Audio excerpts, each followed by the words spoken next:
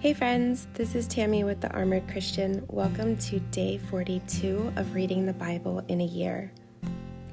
If you're new, go ahead and tap the follow button so that you're staying up to date with all the future Bible stories. Let's get started with Exodus chapter 32, the golden calf. When the people saw how long it was taking Moses to come back down the mountain, they gathered around Aaron. "Come on," they said. "Make us some gods who can lead us. We don't know what happened to this fellow Moses who brought us here from the land of Egypt." So Aaron said, "Take the gold rings from the ears of your wives and sons and daughters and bring them over to me."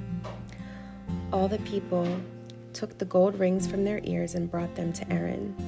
Then Aaron took the gold, melted it down, and molded it into the shape of a calf. When the people saw it, they exclaimed, "O Israel, these are the gods who brought you out of the land of Egypt." Aaron saw how excited the people were, so he built an altar in front of the calf. Then he announced, "Tomorrow will be a festival to the Lord."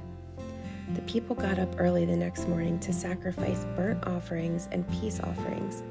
After this, they celebrated with feasting and drinking, and they indulged in pagan revelry. The Lord told Moses, "Quick, go down the mountain. Your people whom you have brought from the land of Egypt have corrupted themselves. How quickly they have turned away from the way I commanded them to live. They have melted down gold and made a calf, and they have bowed down and sacrificed to it. They are saying, 'These are your gods, O Israel, who brought you out of the land of Egypt.'" Then the Lord said, "I have seen how stubborn and rebellious these people are. Now leave me alone so my fierce anger can blaze against them, and I will destroy them. Then I will make you, Moses, into a great nation." But Moses tried to pacify the Lord his God. "O Lord," he said, "why are you so angry with your own people, whom you brought from the land of Egypt with such great power and such a strong hand? Why let the Egyptians say, 'Their God rescued them with the evil intention of slaughtering them in the mountains and wiping them from the face of the earth'? Turn away from your fierce anger.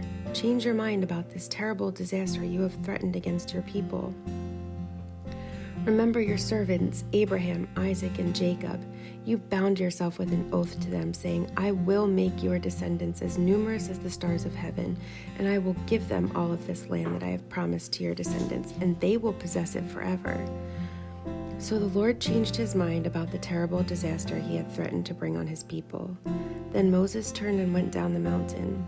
He held in his hands the 2 stone tablets inscribed with the terms of the covenant. They were inscribed on both sides, front and back. These tablets were God's work. The words on them were written by God himself. When Joshua heard the boisterous noise of the people shouting below them, he exclaimed to Moses, "It sounds like war in the camp." But Moses replied, "No, it's not a shout of victory, nor the wailing of defeat. I hear the sound of a celebration." When they came near the camp, Moses saw the calf and the dancing, and he burned with anger. He threw the stone tablets to the ground, smashing them at the foot of the mountain. He took the calf that they had made and burned it. Then he ground it into powder, threw it into the water, and forced the people to drink it.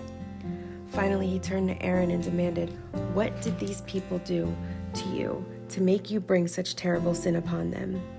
"Don't get so upset, my lord," Aaron replied. "You yourself know how evil these people are. They said to me, 'Make us gods who will lead us. We don't know what happened to this fellow Moses who brought us here from the land of Egypt.' So I told them, 'Whoever has gold jewelry, take it off.' When they brought it to me, I simply threw it into the fire, and out came this calf." Moses saw that Aaron had led the people to get completely out of control, so much to the amusement of their enemies. So he stood at the entrance to the camp and shouted, "All of you who are on the Lord's side, come here and join me." And all the Levites gathered around him. Moses told them, "This is what the Lord, the God of Israel, says. Each of you, take your swords and go back and forth from one end of the camp to the other. Kill everyone, even your brothers, friends, and neighbors." The Levites obeyed Moses' command, and about 3,000 people died that day. Then Moses told the Levites, "Today, you have ordained yourselves for the service of the Lord, for you obeyed him, even though it meant killing your own sons and brothers. Today you have earned a blessing."